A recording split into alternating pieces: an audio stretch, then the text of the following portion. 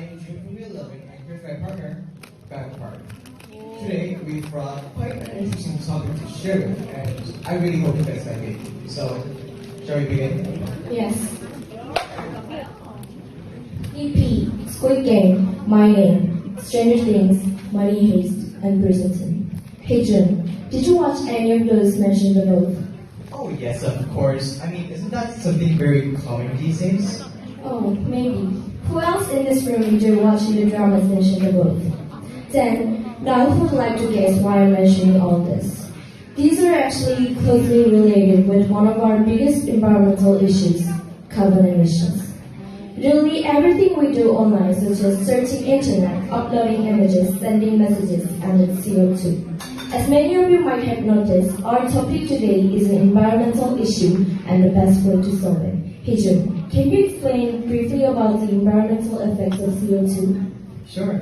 So, when carbon dioxide is emitted into the atmosphere, because of the characteristic that CO2 stores heat, the Earth's temperature rises and the practice of climate change follows. Climate change not only leads to droughts, floods, and desertification, but also the rise of sea levels due to the melting of glaciers in the polar regions. Now, at this point, you guys might ask, then how is watching films actually related to emitting carbon dioxide?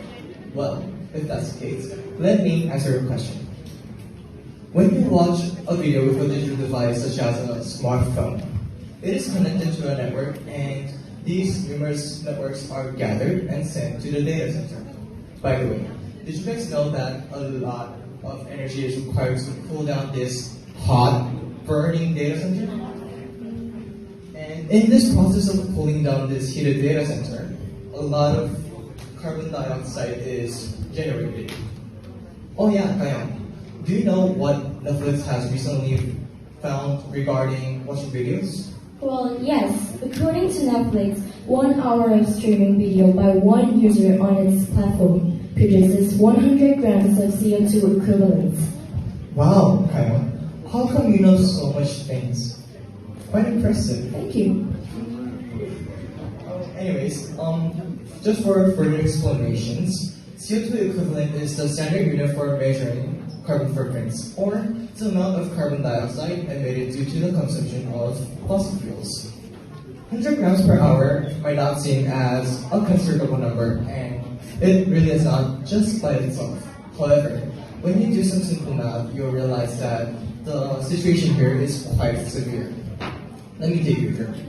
Now, look at this graph, and here you can see that the average screen time after COVID-19 is 13 hours. So, let's just say that people watch 13 hours of Netflix.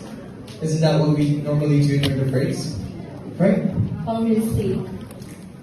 Okay, so when we do some calculations, you get 1,300 grams of CO2 equivalent per person per day. And we have 77.5 billion people on Earth. Yes, I know, that's a huge number and it's insane.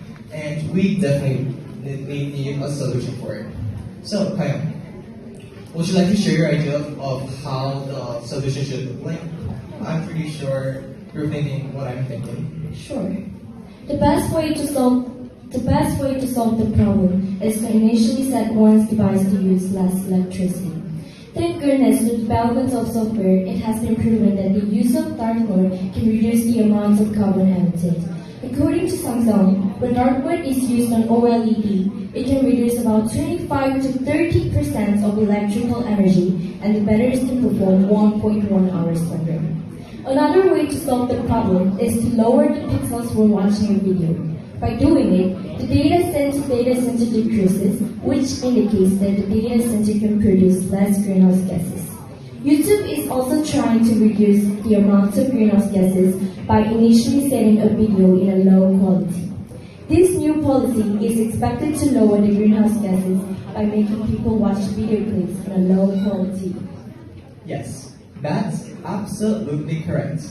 Like how Guy mentioned, it's going to be very important for us to use dark mode and view our videos in a lower quality. But there's something more important, which is to do it. If you don't do anything, nothing changes. So, make a change for climate change. Thank you.